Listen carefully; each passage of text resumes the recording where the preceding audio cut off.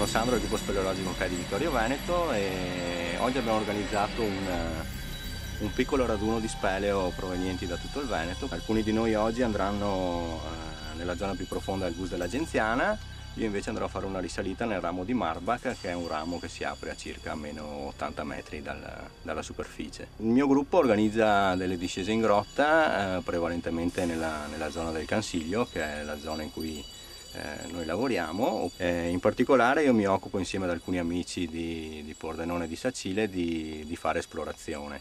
Quindi è da un po' di anni che stiamo lavorando qui al Bus della Genziana, che è una grotta lunga circa 6 km, per cercare nuove vie, nuovi passaggi per allungare un po' questa grotta. Ci troviamo sull'altipiano del Cansiglio, che è un altipiano carsico che si apre circa a 1000 metri di altitudine sopra Fregona, e questo qui è un po' il paradiso degli speleologi, perché tra la zona friulana e la zona veneta ci sono circa 1 migliaio di grotte che si aprono.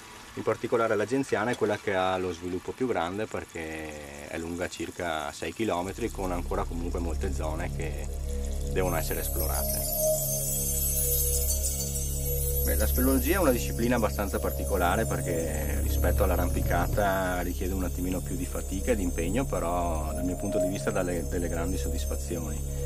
Sarebbe bello che più gente possibile si avvicinasse a questa disciplina.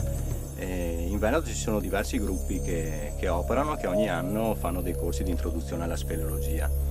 In particolare noi del gruppo di Vittorio Veneto ne organizziamo 1 o 2 all'anno, uno a maggio e uno a ottobre, e chi fosse interessato potrebbe contattarci tramite il nostro sito oppure tramite la segreteria del CAI di Vittorio Veneto.